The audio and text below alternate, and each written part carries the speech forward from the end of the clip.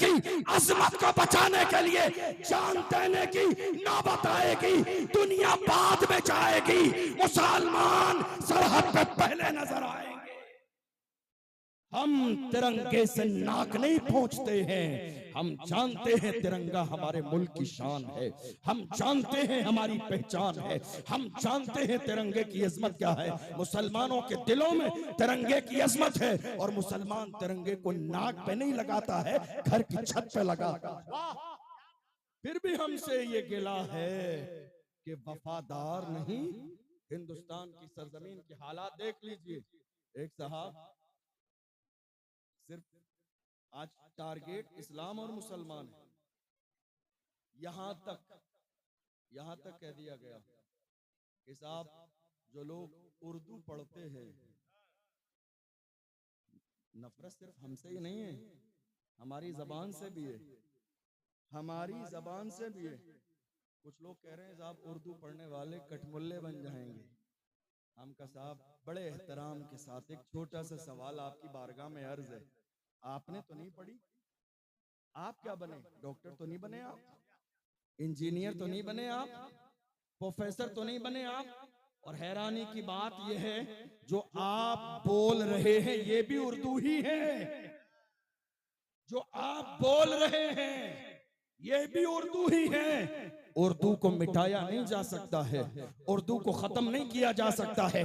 आज मुर्दा कौमें जब अपने दरमियान कौमों को जिंदा करना चाहती हैं तो इनकलाब जिंदाबाद का नारा लगाया जाता है। मुझे बताओ इनकलाब जिंदाबाद का नारा किसने दिया है? वो एक आलिम थे हजरत मोहानी, जिन्होंने ये नारा देकर दुनिया पर एहसान किया। फिर भी कहा जा रहा नहीं साहब उर्दू से माहौल खराब हो जाएगा। अगर मैं नाम शुमार कराना शुरू कर दूं तो बात बहुत लंबी हो जाएगी। मेरी कौम के जवानों से मैं सिर्फ इतना कहना चाहता हूं, जवानों आज हालात का तकाजा यह है। ये जो सारी बातें मुल्क में हो रही है इसका खुलासा चंद जुमलों में कहूं। मुसलमान दो चीजों से कमजोर, एक सियासी तौर पर और दूसरे एजुकेशन के तौर पर। ये दो चीजें ऐसी हैं जिस कौम के पास एजुकेशन का पावर ना हो उनकी अपनी कोई शनाख्त नहीं होती है। जिस कौम के पास तालीम का पावर ना हो उस कौम का अपना वजूद खत्म हो जाता है। बड़ी हैरानी की बात है, हमारे यहाँ मुफ्ती साहब क़िबला से भी मसाइल पूछे जा रहे थे। हमारे यहाँ देख लीजिए आप, स्वयं की फातिहा में लोग सूद पर कर्जा ला के खाना बना रहे हैं। 40 में की सवा महीने की नियाज के लिए 4000 5000 लोगों का लाख 2 लाख का वलीमे की तरह इंतजाम हो रहा है। हमारे यहाँ आज तक चादर जुलूस कव्वाली रह गई। हैरानी की बात यह है जिस कौम का मयार इतना डाउन हो चुका हो वो कौम कह रही है हालात कैसे बदलेंगे। हालात बदलने के लिए सबसे पहली जरूरत यह है कि आपके पास स्कूल होना चाहिए, आपके पास कॉलेज होना चाहिए, आपके पास हॉस्पिटल होना चाहिए। इनमें से कोई चीज आपके पास नहीं है, फिर आप किस बात की तमन्ना कर रहे हैं हालात बदलेंगे? नहीं, अल्लाह के रसूल का फरमान है अल इल्म नूरुन, इल्म रोशनी है, रोशनी आएगी अंधेरा दूर हो जाएगा। यो जो गलत रस्म और रिवाज आज कौम मुस्लिम के अंदर शामिल कर दिए गए हैं इल्म न होने की बुनियाद पर हैं। पढ़िए और पढ़ाइए। एक जमाने पहले खानकाहे बरकातिया की तरफ से ये ऐलान कर दिया गया था आधी रोटी खाएंगे, बच्चों को पढ़ाएंगे। जिसने इस पर अमल कर लिया देख लो आज उनके घर जन्नत के गहवारे बने हुए हैं। लेकिन आज तक हम उन्हीं गलत रस्मों में जिंदगी गुजार रहे हैं। दूसरी बात, आजादी के बाद 75 साल का जमाना गुजर गया। आपसे पूछूं आपका सियासी रहनुमा और कायद कौन है तो आपको जवाब देने के लिए सोचना पड़ेगा। जब मुल्क आजाद हुआ तो एक पार्टी थी, सबने उसी को मान लिया। लेकिन थोड़े से जमाने के बाद में लोग अलग होना शुरू हो गए। वो समझ गए दो ही चीजें हैं, या तो ताबेदारी या हिस्सेदारी। यहां ताबेदारी तो मिलेगी, हिस्सेदारी नहीं मिलेगी।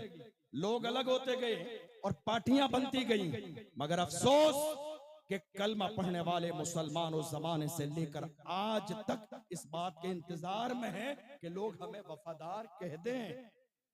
सिर्फ इस एक जुमले को सुनने के लिए आज तक मेरी कौम इंतजार में है, कोई हमें वफादार कह दे। और सियासी हालत कौम मुस्लिम की इतनी कमजोर है, आज तक मेरी कौम गैरों के फर्श बिछा रही है, आज तक दूसरों के लिए दरी बिछाई जा रही है, आज तक गैरों के पोस्टर और फ्लैक्स लगाए जा रहे हैं, और नीचे बैठकर मेरी कौम के लोग गैरों के लिए गलत बातें सुन के ताली बजाते हैं। याद रखिएगा, मारेहरा मुतहरा से सैयदुल उलमा ने फरमाया था, किसी की जय विजय हम क्यों पुकारे, क्या गरज हमको, हमें काफी है सैयद अपना नारा या रसूल अल्लाह। अल्लाह ने हमें गुलामी के लिए पैदा नहीं किया है, अल्लाह ने हमें क़यादत के लिए पैदा किया है। अपने अंदर सियासी शऊर पैदा करें, अपने अंदर कायदाना सलाहियतें पैदा करें, अपने अंदर कायदाना मिजाज पैदा करें, वरना हालत ये है। मैं बहुत सारी चीजों की बात नहीं करता हूँ आपसे, बस आखिरी जुमले कह के अपनी बात को मुकम्मल करूं। मैं बहुत ज्यादा डिमांड नहीं करता हूं आपसे। हमारी कौम के मसाइल कहाँ तक रह गए? नहीं साहब लाइट नहीं आ रही है, नहीं साहब बिजली नहीं आती है, नहीं साहब बिजली का बिल हमारा बहुत ज्यादा हो जाता है, नहीं साहब पानी के मसाइल हैं। जरा और से ये बताइए, हमारी जिंदगी का सबसे बड़ा मसला तहफ़्फ़ुज़े नामूस रिसालत है। हमारी जिंदगी का सबसे बड़ा मसला तहफ़्फ़ुज़े नामूस रिसालत है। मेरे अजीजों, इस मसले पर हमने कभी किसी से मुतालबा किया? हमने कभी किसी से मुतालबा नहीं किया। हालात बदलते रहते हैं, लेकिन हुजूर की शान में गुस्ताखी करने वाले गुस्ताखी करते रहे। हमने उस मसले पर कोई तवज्जो न दी। आज हालात हमारी निगाहों के सामने है, जिसके जिन दिल में आता है वो हमारे नबी की शान में गुस्ताखी कर देता है। हालात दिन ब दिन बद से बदतर होते चले जा रहे हैं, इसलिए मैं अपनी कौम के नारे तकबीर, नारे रिसालत, नारे गौसियत, मसलके आला हजरत खतीबे हिंदुस्तान हजरत अल्लामा मुफ्ती हम्माद साहब क़िबला मुरादाबादी, हजरत अल्लामा मुफ्ती अशरफ जिलानी अज़हरी, काज़ी शहर भीलवाड़ा राजस्थान, शारे हिंदुस्तान हाशिम हुसैनी अभी बाकी है।